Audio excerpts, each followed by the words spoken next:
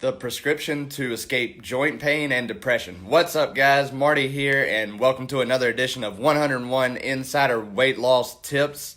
And today, I have a story for you about the time I jokingly imitated an MMA superstar, and accidentally got out of knee pain and depression, and what you can learn from it. So, here's what you need to know. It was back, probably around 6, 7, 8 months after my last knee surgery, and my knee felt like just this rusty hinge, and I felt so stuck in my body, like things were just literally not moving mechanically right, and I was trying to go and build up momentum, but no matter what I did, the knee pain I had was so intense, so severe, it was all that I would focus on. So we had a couple of fighters fighting that night in February, and we had gotten through weigh-ins. Everybody had made weight, which, if you don't know, I know I mentioned it in a video before. Weight cutting is this thing where, and there's a right way and a wrong way to do it. The right way is you feed yourself to the scale, you hydrate yourself to the scale, and then you do a few things at the end and take the weight off, and then it's on. But long story short, it was a big victory. So I was feeling pretty good about myself. It was fight day, and I was just like, I'm not gonna let this knee thing get me down. So and this was also around the time that the media was making a super big deal at a Conor McGregor's walk with the burning arms, if you recall, and the way he moves around. And so all of a sudden, whenever I was walking through the house like that, I realized that my knee didn't hurt. And I was like, man, that's weird. So I just kind of like relaxed back in the Marty, if you will, and then it started hurt again.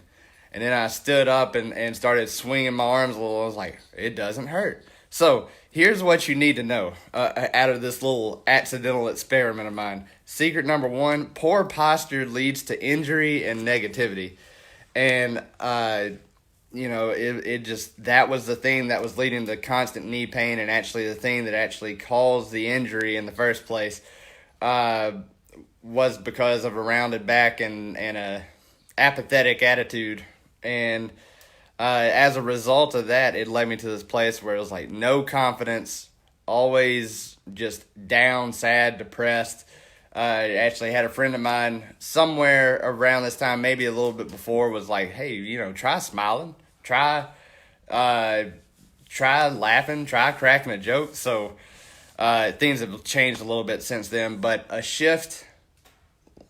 small shift in the way I stood made the biggest impact ever on this. So secret number two: change your state, change your story. So obviously the way that Conor McGregor stands up and moves his body and exudes this like obnoxious confidence, if you will. It's obnoxious to a lot of people. It's entertaining to me, but and like people are still talking about him, and he hadn't fought in forever. Like last time he boxed Floyd Mayweather, and then he got beat by Khabib Nurmagomedov. But still, that unshakable confidence is something to be modeled, and it's all about the story that he's telling himself. And the point here, and he's called Mystic Mac, and he's like, I predict these things. It's because of the story that he's telling himself. The story that he believes the most about himself is the one that he works to bring true and manifest in the first place. So if you are always focused on the pain and telling yourself the story that, like, oh my God, I'm in so much pain, this hurts, this sucks, that's all you're going to feel. But if you're like, this is what I'm going to do, this is my mission, this is my purpose, there's no room to even think about it, and that just makes you go forward and propels you forward even more. And finally, secret number three: don't be attached to the outcome of the match. Don't be attached to the day-to-day outcome of your level of pain, because you'll always be a little bit disappointed in that. One of the things that I learned is stay humble in defeat.